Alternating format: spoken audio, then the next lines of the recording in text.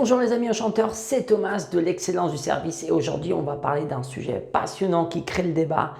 Est-ce la fin des commerces physiques? Dans cette vidéo, je vais te donner mon point de vue et surtout des conseils pour te montrer que non, désolé, je spoil dès le début, mais non, ce n'est pas la fin des commerces physiques à condition de s'adapter. Mais avant ça, n'oublie pas de télécharger le livre blanc, c'est plus de 50 pages de conseils. Je te donne le lien en dessous de la vidéo dans la description. C'est gratuit, c'est offert par Thomas.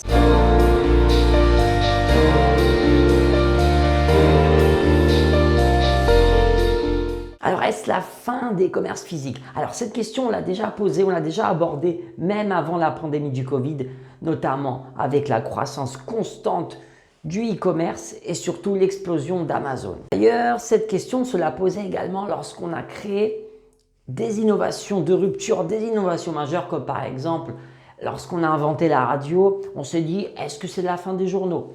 Lorsqu'on a inventé les liseuses, est-ce que c'est la fin des livres, etc., etc. Alors, est-ce que c'est la fin des livres? Est-ce que c'est la fin des journaux? Non. Bien évidemment, des journaux qui se portent plus ou moins bien que d'autres, comme les radios, comme les livres, etc. Tout est question de valeur. C'est quoi la valeur? La valeur, ce n'est pas forcément une question de prix, c'est vraiment la valeur aux yeux des clients. Alors, par exemple, pourquoi tu vas lire un livre plutôt qu'une liseuse? Question. Par exemple, moi, j'aime bien lire des livres parce que j'aime le contact physique des livres, etc. Même si j'ai une liseuse que j'utilise super souvent. Mais pour certains livres où il y a plus de visuels, plus d'images, je trouve ça plus sympa, plus quali. Et finalement, même quand je prends des notes, je m'y retrouve plus rapidement que dans une liseuse. Donc, je retrouve une valeur que je n'ai pas dans la liseuse. Pour moi, c'est la même chose entre dans la guerre des commerces physiques et le digital. Tout est question de valeur et de différenciation. Alors, quels sont les avantages du digital par rapport au commerce physique? Il y en a plusieurs, mais je veux me concentrer sur deux. Alors, tout d'abord, la notion de prix. Bien évidemment, souvent le prix de vente est moins important dans le e-shop que dans le commerce physique. Pourquoi? Tout simplement parce qu'il y a moins de charges, vous avez moins de frais de personnel, vous n'avez pas forcément le local à gérer, les charges, l'impôt foncier, la location du local, etc. J'en passe. Et bien évidemment, du fait que vous avez souvent un local un peu plus grand lorsque vous faites du e-commerce, parce que vous n'avez pas besoin de bureau ou un plus petit, vous n'avez pas besoin de desk d'accueil, donc on va dire le bureau où se passe la transaction, vous pouvez stocker jusqu'au plafond, donc vous pouvez également proposer plus de produits. Et bien évidemment, avec le dropshipping, etc., vous pouvez même être un intermédiaire, donc vous approvisionner dans les 4 coins du globe et le vendre à votre client. Donc, vous avez bien évidemment une possibilité infinie quant à votre gamme. Alors, d'après ce que j'ai dit, on peut dire que la bataille est perdue d'avance. Bien sûr que non, bien sûr que non. Il y a une chose que le digital n'est pas prêt de remplacer, ce sont les relations humaines. Et justement, quels sont les avantages des commerces locaux par rapport au digital? Il y en a aussi d'innombrables, croyez-moi. Comme je viens de dire, il y a les relations humaines, bien évidemment, il y a cet échange qu'on a avec le commerçant qu'on ne pourra jamais avoir dans le digital, même avec une bonne relation client, le téléphone, le chatbot, etc. Rien ne remplacera la relation que vous pouvez avoir avec votre commerçant. D'autres avantages, alors je vais en citer que deux et après je pense que vous allez comprendre où je veux en venir. La possibilité de toucher les produits, de les voir de ses propres yeux. Rien ne remplacera ça, ni les photos, ni les vidéos, ni les commentaires des autres clients. Allez en magasin, essayez sa paire de chaussures, essayez son t-shirt, ses vêtements, etc.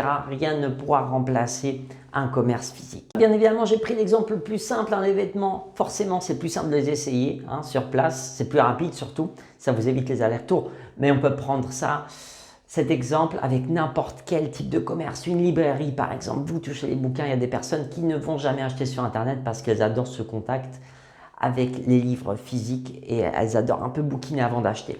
On peut prendre par exemple cet exemple dans les cosmétiques, même dans les jeux vidéo. Si on ne sait pas ce qu'on recherche, justement, on va un peu flâner dans les rayons. Et c'est là on va avoir une clientèle forcément qui sera plus captive par les commerces physiques. Je crois que j'ai dit quelque chose d'intéressant. Une personne qui ne sait pas ce qu'elle veut.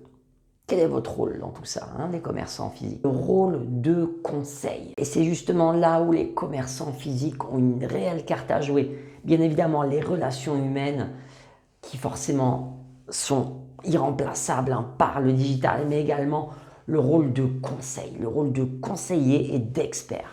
Qu'est-ce qu'on va retrouver plus facilement dans les commerces physiques que sur Internet? C'est une personne qui va nous aider, hein. Les chatbots, c'est bien, ça peut nous aider, les fiches produits, les vidéos, les photos, mais rien ne va remplacer un expert sur place qui pourra répondre à toutes nos questions et nous guider vers le meilleur produit. Donc, où je veux en venir, c'est que ça ne sert à rien de mener une guerre frontale, une guerre ouverte face au digital, parce qu'elle est perdue d'avance. Ça va être compliqué de faire des prix plus attractifs, d'avoir plus de produits à vendre. Ça risque d'être impossible tout bonnement. Alors pour moi, les commerçants physiques ne sont pas prêts à disparaître à condition de s'adapter, de créer plus de valeur en se démarquant du digital par leurs points faibles, par là où ils seront irremplaçables, c'est-à-dire les relations humaines, la possibilité d'essayer les produits et aussi le rôle de conseil et d'expert. Parce que toi, client, tu es souvent aidé par tes commerçants. Je suis vraiment intéressé par ta réponse, donc dis-moi ça en commentaire. Pour répondre à cette question, pour terminer, est-ce la fin des commerces physiques?